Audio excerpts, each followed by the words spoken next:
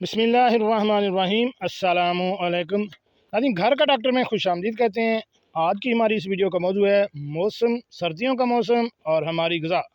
سردیوں کے موسم میں کون سی چیزیں زیادہ استعمال کرنی چاہیے تاکہ ہمیں سردی کا احساس ہی نہ ہو۔ چلیے ناظرین شروع کرتے ہیں آج کی ویڈیو۔ ناظرین، سردیوں میں کیا کھانا چاہیے؟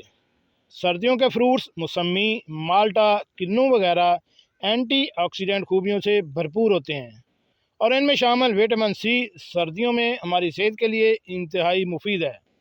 لہٰذا ان فروٹس کو اپنی روزانہ کی خوراک کا حصہ بنائیں، اور سٹرس فروٹس کے ساتھ ٹماٹر، سرخ مرچ، آلو اور شکرکنڈی کو بھی اپنی خوراک کا لازمی حصہ بنائیں۔ سبزیوں میں جیسے پالک، ساگ، اجوائن کے پتے اور سبز پیاز بھی سردیوں کے ایسے کھانے ہیں جو ہمیں اندر سے مضبوط بناتے ہیں اور بیماریوں سے لڑنے کی قوت عطا کرتے ہیں۔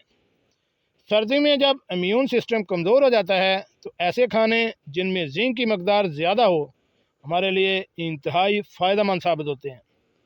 زنک والے کھانوں میں کالے چنے، لوبیا، انڈے، گوشت، امرود اور انار وغیرہ زنک سے بھرپور ہوتے ہیں۔ سردی کی آمد کے ساتھ ہی سردی کی سبزیاں اور فروٹس بھی بازار میں ملنا شروع ہو جاتے ہیں۔ ان سبزیوں اور فروٹس کو اپنی خوراک کا حصہ بنائیں اور نیچے دیے گئے کھانوں کو اپنی خوراک میں لازمی شامل کریں تاکہ آپ کی قوت مدافعت سردی سے کمزور نہ ہو۔ جی ناظرین، کیسے لگی آج کی ہماری یہ معلوماتی ویڈیو؟ ہمارے اس چینل کو